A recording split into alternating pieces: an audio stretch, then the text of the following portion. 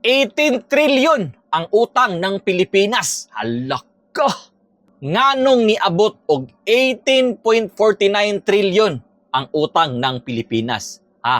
Ug mao ni ang dahilan. Pagka-president ni Rodrigo Roa Duterte atong 2016, nanay utang daan ang Pilipinas nga 6.1 trilyon pesos. So sa termino ni President Rodrigo Duterte hangtod 2022, nitubo ang utang sa Pilipinas up to 12.79 trilyon pesos. So almost mga more or less 6 trillion pesos ang utang under Duterte's administration. Ug kabalo man ta nga sa panahon sa una, COVID, pandemic, mga ayuda sa mga lockdown, mga ayuda sa mga nawadan og trabaho, mga free nga vaccines ug unsa pa daghan diya, di ba? Nga build program.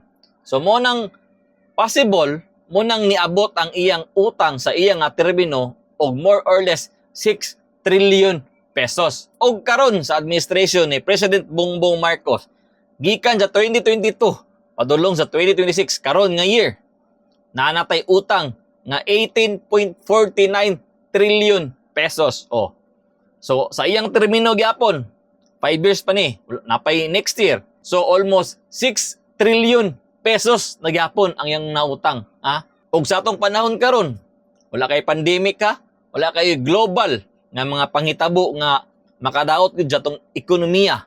Except lang ani karong gasolina, pero months pa man di ba? Dili pa ri atong COVID nga pila to ka years.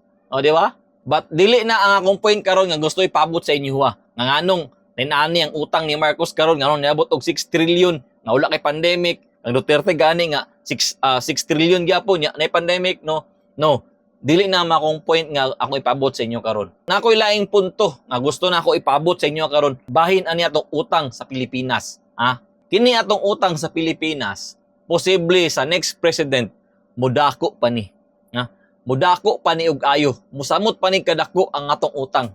Kay ngano? So kung ikaw presidente karon, imong termino karon, musugot ba ka nga wala kay mga proyekto nga mahimo sa imong termino? Wala ko'y nahimo karon nga proyekto og mga ayuda kay gabayad pa ta sa utang sa Pilipinas. So sa 6 years, mura na imong gibuhat. Kung dili ka bangutang, unsa man ang imong i-budget para sa mga project nga wala pa nahuman og sa mga upcoming nga project nga pagabuhaton og sa mga ayuda nga nakasaad na sa batas. Unsa man imong gastuhon kung naay problema, kung naay emergency, kung naay mabagyuhan, kung naay mabahaan, unsa man imong itabang anak nila kung wala kay budget, kung dili ka mangutang. So mo na nga possible ang next president mangutang na sad para iyang i-budget, iyang igasto sa mga proyekto, sa mga ayuda, o unsa pa na may tabo nga mga emergency cases sa atong nasod. Di ba? So kini nga utang magkadako pagini og ayo. Mo gini problema ani karon atong utang. Og sagulan pag mga unnecessary nga mga ayuda.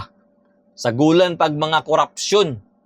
So kini nga utang di gini maimpas. Magkaanam ginig dako hangtod di natakabayad. Ug mo nang giingon nga good luck Philippines.